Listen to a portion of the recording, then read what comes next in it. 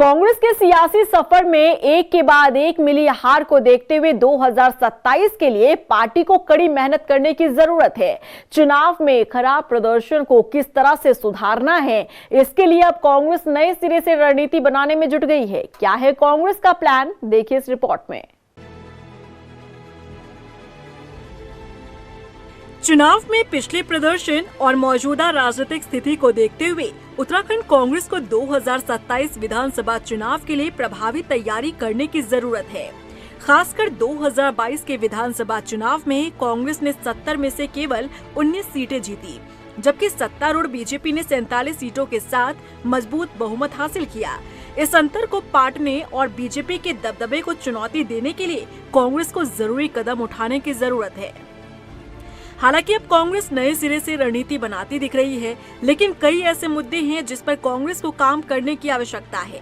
कांग्रेस को राज्य स्तर पर अपने संगठन को मजबूत करना होगा, जमीनी स्तर पर कार्यकर्ताओं की सक्रियता बढ़ानी होगी और बूथ स्तर तक प्रभावी संरचना बनानी होगी। हाल ही में हुई वर्चुअल बैठक में पार्टी ने भविष्य की रणनीति पर चर्चा शुरू की है, लेकिन इसे अमल में लाने के लिए तेजी और निरंतरता बरतने की जरूरत है। उत्तराखंड में बेरोजगारी, पलायन, पर्यटन, विकास और पर्यावरण संरक्षण जैसे मुद्दे अहम हैं। कांग्रेस को इन पर भी ठोस नीतियां बनाने की जरूरत है। पार्टी में आंतरिक कलह को खत्म करना होगा। हरीश रावत जैसे वरिष्ठ नेताओं का अनुभव और युवा नेताओं की ऊर्जा को जोड़कर एक मजबूत चेहरा सामने लाना चाहिए। निकाय चुनाव में टिकट बंटवारे को लेकर कांग्रेस के भीतर घमासान देखने को मिला। कई बड़े नेताओं ने पार्टी से अलविदा कह दिया। ऐसे में पार्टी नेताओं को कैसे साथ लेकर चलना है, कांग्रेस को इस पर भी काम करना होगा। बीजेपी की सोशल मीडिया रणनीति काफी मजबूत है। कांग्रेस को भी डिजिटल प्लेटफॉर्म पर सक्रियता बढ़ानी होगी, खासकर युवा मतदाताओं को फोकस करते हुए।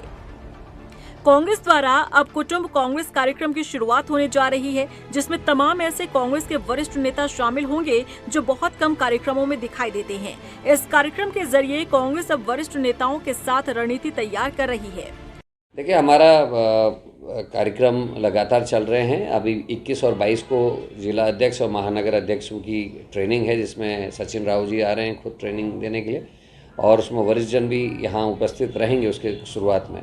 और 20 तारीख को एक यहाँ वरिष्ठ जनों की बैठक है पीसीसी में, और उसके बाद उसमें विधायकों के साथ भी चिंतन मंथन है। और उसके बाद जो हमारे हरीश बिरमानी जी हैं, जो हमारे पूर्व अध्यक्ष महानगर अध्यक्ष हैं, उनके आवास पर इन सभी वरिष्ठ जनों का विधायकों के साथ सहभोज का कार्यक्रम भी रहेगा, जो कुटुंब कांग्रेस का पहला कार्यक्रम उत्तराखंड में होगा।